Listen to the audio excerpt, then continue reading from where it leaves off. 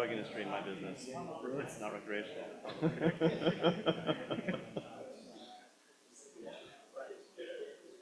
And then this will be live also. Yes, yeah. Okay. You will be webcamming, so if you could speak into the mic, that'd be perfect. Perfect.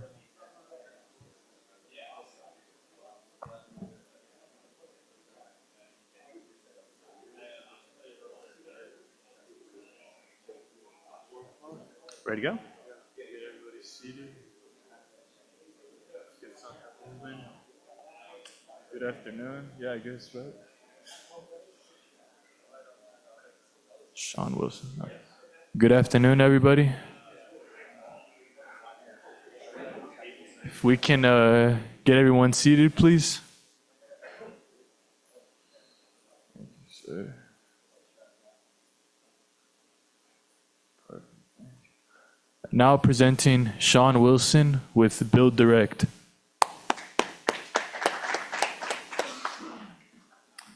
All right, guys, looking forward to reviewing our business. So, hey, first off, here's our highlights. If you want to know a bit about us, we're a flooring consolidator. We'll talk about the industry, the company, what we're doing, and it's a lot of fun. When you look at the company, the primary focus is really the North America flooring market, and then with that, there are some adjacent categories, but flooring is enough for quite a while. It's $90 billion TAM, and then there's quite a few adjacent TAMs that really go along with it.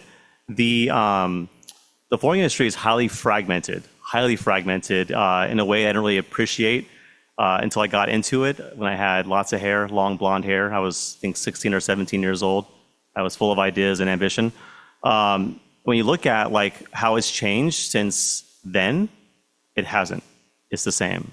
Nothing's really developed much at all. Still an old school industry. It's controlled by mom and pop retailers who, for the most part, were former flooring installers who signed a lease and got a building and kind of figured life out. Online, nothing's changed much there at all either. Most of the business is still done in stores. You have Home Depot, Lowe's, and then just a gazillion different mom and pop retail shops out there. And it's really kind of the same thing in most building supply categories, which is great. It's ripe for consolidation and for people like us. The home improvement side is interesting. I was at Depot for a bit as a merchant, and even back then, the narrative was, hey, big box is going to eat up this category. It's going to all be big box. But it's actually gone backwards in big box. Flooring is a specialized purchase. I like to say I'm in the fashion industry because flooring is fashion. Makes me sound better than not, and really nothing has changed there either. It's a very solid and stable industry. So I've been through three crises financially in my career, and then probably one a week in last month.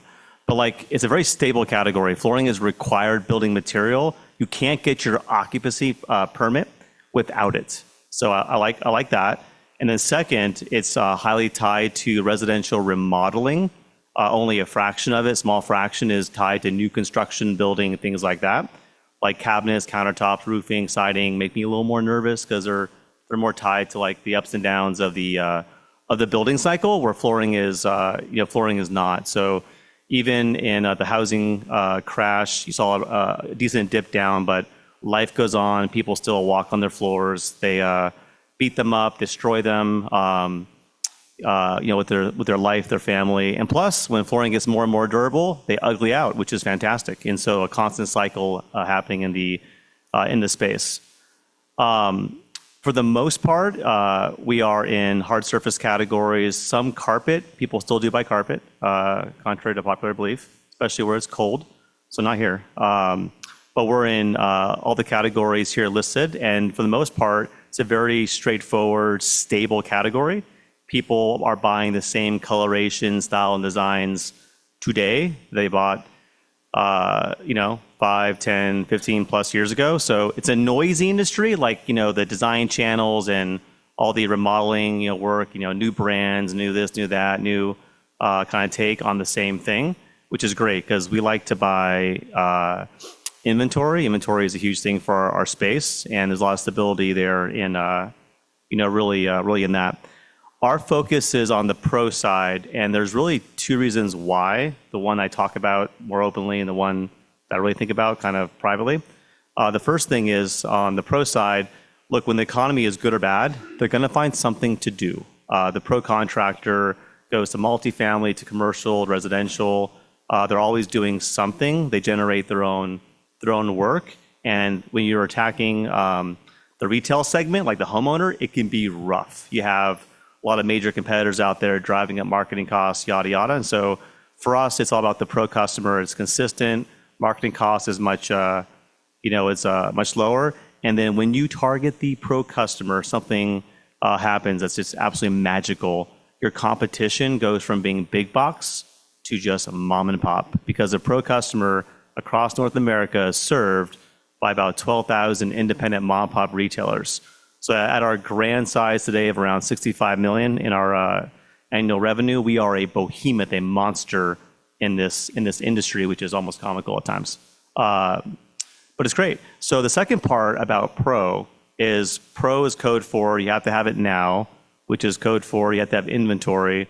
And then with the inventory, you have to have a building. And in the space we'll talk about here in a little bit on our acquisition side, that's been a very crucial part of our thesis. The companies that we are acquiring own their real estate. And this is a weird, interesting kind of time right now. You had, COVID happened, lots of flooring projects happened, people were nesting and doing lots of crazy things to their house. Then you had the government, giving all the funding, PPP, then ERTC1, ERTC2, lots flowing out there to business now. Business got hard again, challenging again, more difficult again. And on top of that, these businesses own the real estate, which is a really important part when you're trying to work out a deal on buying the company. So for us, we're a very tight team of operators. It could be a bit boring if you join our meetings, structured SOP calls. So we run a business, in a very kind of routine way, and we're all about returns on what we do, whether we're making a small investment or a large investment. It's a core part for any type of business who is playing around in the world of M&A. You have to have a pretty strong team, and also a team built for that, which we've done. Okay, now to get into a bit about what we look like. So we have an e-commerce business. We have 9 pro centers. I call them pro centers, or warehouses, where we do distribution to pros, retailers, large projects, things like that. We have a variety of services that we do with them. And our footprint, is, I mentioned today, 9 pro centers plus our e-commerce business, which is a really important point we'll get into in a minute. And look, I would be thrilled if this map was just dotted all over the place with these little red, white looking dot things. For us, like getting to a location count of around 75, 100, it gets me excited. That gets you to $500 million company. It also gets you a fantastic footprint for expanded e-commerce and also adjacent categories. So I should mention our pro customer, they're not just flooring pros, they're pros. Like they're doing flooring today, they're doing cabinets tomorrow, they're doing insert other categories. And so there's a lot of adjacent opportunities out there. So for us, we had, 5 locations a few months ago. Now we have 9. We'll see how this year wraps up. And it'll be, for us, like when you're looking at announcements, things like that, it should be a pretty straightforward deal. We're talking about us building a location or us buying a location. Just comes down to the math. On the model itself, so we use e-commerce very differently. I've been in the business for a bit, and I've learned some hard lessons on e-commerce. You can get your head kicked in pretty fast if you use it in the wrong way. For us, we use it as a strategic entry point to markets. So for example, in LA, about a year or so ago, we focused on e-commerce, built up a base of business, then we built a pro center. That was the best option for us there. Orlando, same thing. We just announced that one, which I'll talk about here in a few minutes. And we have many other markets that we're actively using e-commerce to wedge into before we do a buy or build on the pro center. And then from there, there's some integration work, kind of things like that we have to work through. But it's a very kind of consistent, repeatable process.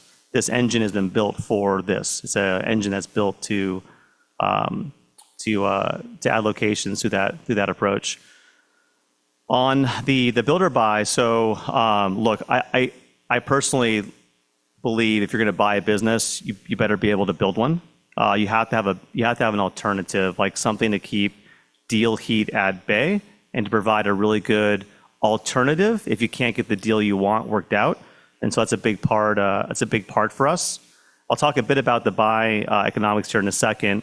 On the build side, look, a pro center on average will do around $6.5 million. So if you buy a business that has 4 of them, then it's that times 4. If you buy one, it's around $6-7 million, somewhere in there. On the build side, it takes a minute, right? It takes like 5 years to ramp up, but the cash payback's pretty fast. Break even obviously is faster than that.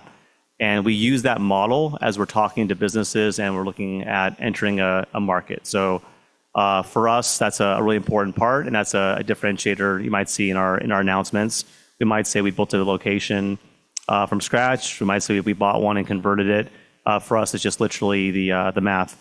So for us, here's what gets us excited. We are first and foremost capital allocators. We run the company as if we're like an investment fund in the flooring industry, and our corporate cost is the cost of the fund manager. That's a terrible way of saying it, but that's really what it's all about for us. So if we're buying a business, we get excited if there's a path to 1 year payback. There could be a plan for 2. Anything over that, we need to talk because we like our brand, our systems, our procurement, our model, so on and so forth. When we're coming into a market, the only thing really of value that we're buying is going to be not the people. It sounds terrible. Like bringing on the team as a bolt-on for us, and also that team's customer relationships. And so with that, you're able to have a very aggressive approach because there's no like intangibles or goodwill that's meaningful. No one's buying, we think, much better than us, or has a brand that makes that big of a difference beyond what we have. And so this is what really drives us. Sometimes you get a little carried away. This kind of concept carries through to even small, tiny things. But for our team, we're first and foremost focused on how we allocate capital and then what we do with it afterwards. On the synergies, there's 2 synergies that count if you're at our company. One, if you can pre-quantify a procurement synergy before a deal is done, that's a hard synergy. It's real. We have a time frame, and it's fantastic. It's great. We do it SKU by SKU. And also marketing. We're pretty good marketers. We have a really good marketing team from our e-commerce business, which is one of the leading e-commerce businesses in the industry. Aside from that, very little synergies are pre-baked in. So if we can improve the back end on, maybe reducing headcount or being more efficient with X, Y, and Z, great. But the economics to do a deal, none of that's ever priced in for us. We have to have a path for a 1 year, 1 to 2 year before anything like that. So our most recent transaction was Anchor. We announced this one about 2 weeks ago, I think, somewhere around there. About $6 million top line. EBITDA was around adjusted around 660, and then the inventory that we bought was 593. We paid that for the business. That's what it was worth. And then from there, that business is almost done now being integrated into our Pro Center format. So, new name on the building, new samples, updated showroom, team super excited, great people.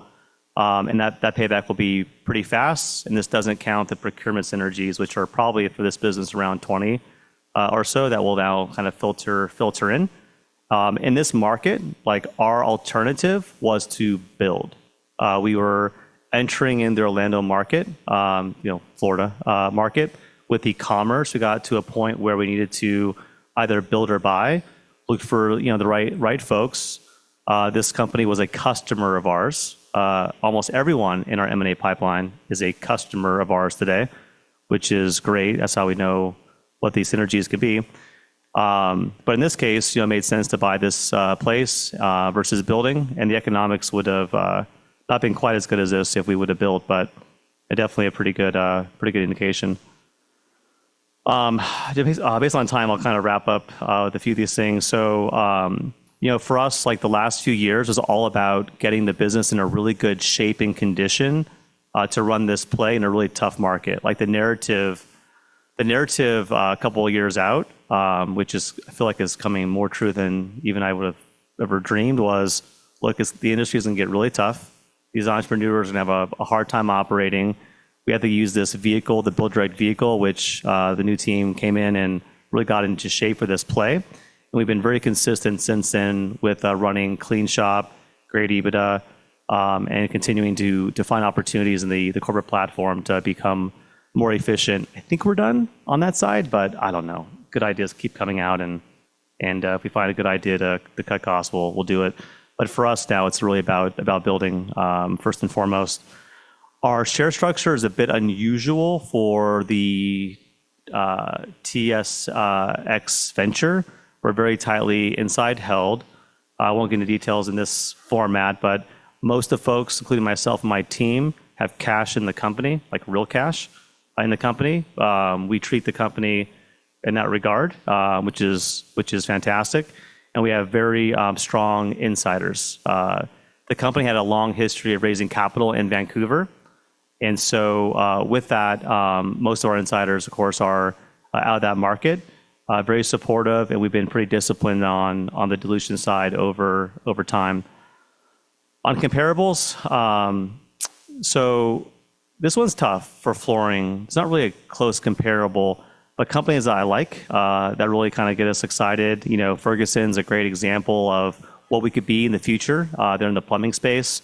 They're not up here, but ABC Supply is a good example in the roofing space. And really, like this business, you know, getting valuations, you know, that are closely matched to revenue is very doable. It's effectively the same product of an EBITDA multiple post growth, because today we still do have a decent drag on our EBITDA from our corporate platform. The true cost of being public was a topic yesterday. You know, for example, that we have baked in that scales really well as we grow. So with that, I'll open it up to questions. Yes.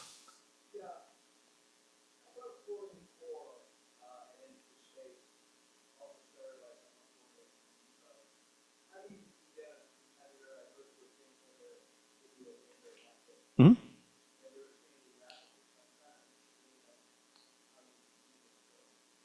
Yeah, so there's really two ways. So big box retail, like in our value chain, is almost more of a customer. And so like Floor & Decor does import some, but they buy a lot. So does Depot from people like us.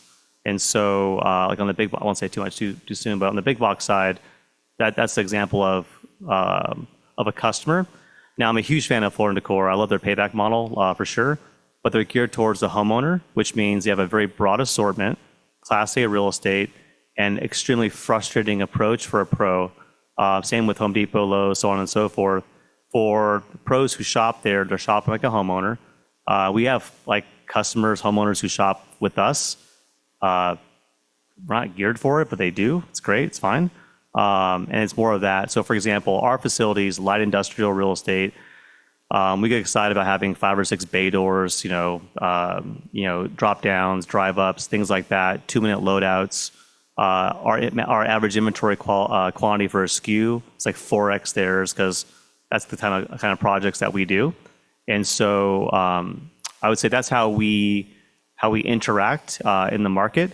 And the same thing would apply to really anyone who's focused on the homeowner. If that makes sense. Great question. Any other questions? Yep. Mm-hmm. Yeah, so it's an interesting question. So so there's 2 thoughts here. It's actually it really kind of speaks to our opportunity. So, first there was a roll-up that was done by a group called Platinum. It was Artisan Design Group was the name of the company in the industry. You can look it up and see. Lowe's bought them recently for north of $1 billion. And they were really focused on installed flooring, like large commercial projects, things like that. So that business, kind of zoom out, has low inventory and a high AR, which is great for PE because you can factor AR, right? You can't really factor inventory. In this space, you can get hurt if you don't have outlets for inventory. A truckload of iPhones has intrinsic value, like when it's stolen and shipped somewhere. A truckload of flooring, it's remarkably off. So like you'll see You'll see businesses like clearing out inventory 10 cents on the dollar because floor covering outside of a marketing program that's set and consistent, repeatable is very, very difficult. And so on the PE side, it's literally the opposite of what they want.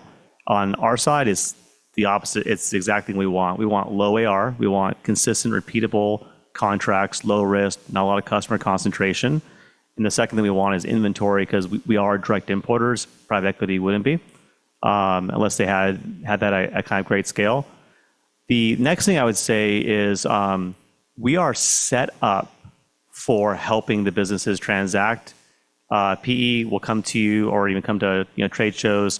Here's the 45 things you need to do to sell your company, like ERP, CRM, stop paying for your sister's car, like all that kind of stuff, like to get cleaned up. We're the opposite. We're geared to plug into your whatever you want to call it, your ERP is. Could be QuickBooks, could be Excel, could be something more sophisticated, and we literally do all of it for you. We want to help the entrepreneur retire. And so that's the services we provide, and it goes far deeper. We almost can do both sides of the due diligence at times on our front. So that was the opportunity we saw is, hey, all these businesses have succession problems. They can't sell. They list with a broker. They don't transact. Reasons why was XYZ systems weren't right or so on and so forth. And so for us, fantastic. We're great at all those things. We have great people, great team. We set up that little shop inside, and we're just burning through them. Yep. Yeah, so the pipeline, so a few thoughts, especially with the tariff noise, business has gotten a lot harder for a lot of these businesses. So I kind of jokingly say I have to use a CRM now to keep track of our M&A pipeline. And so that's speeding up. A lot of great deals, out there. And I would say the deal for here we announced, this is what we get excited about, and this is what they look like in one form or another. It's just like, for example, if it's $10 million, it's probably 2 locations, so on and so forth. That's kind of how it scales. Yeah, very good. Anyone else?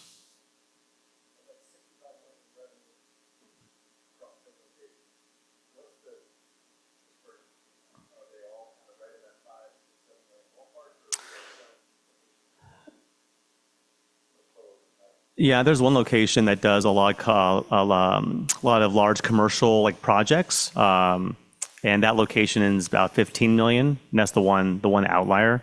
The EBITDA is about the same because it's the large projects, but for the most part, they're around the same volume. You run into this. It's kind of interesting because you run into these businesses. And they tend to be around the same size, and usually it's because it just it's a hassle. Like if you're in Dallas and you're on the north side and you get to a certain point where you want to do marketing on the south side, you drop a building in because the traffic is so bad and pros don't want to drive everywhere. So I would say the biggest, like the range you'll see is anywhere from 5 to maybe like a 10, but they usually fall in that range unless they're doing something abnormal. Yep. So e-commerce is doing great. So our sales drop off in the last couple of years were from us scaling back e-commerce a lot. I think when I came into the company, e-commerce's run rate was around 25, 30 million, somewhere in there. Brought it down to its knees as a team, and we did that as we were fixing it and improving it. And so it's why you see the change in sales and the massive growth in EBITDA. E-commerce now is a great business. We love the business. It's doing well. If you make money, we like you. And that business now can scale back up. I think reasonably bring that back up to former levels, but in a much different profitability. Like structure is very realistic for sure. So that's a good one for us. Has a lot of leverage. Okay, I think we're all set for time. So, nope, 2 minutes. Yeah, last questions. Okay, thanks guys, appreciate it.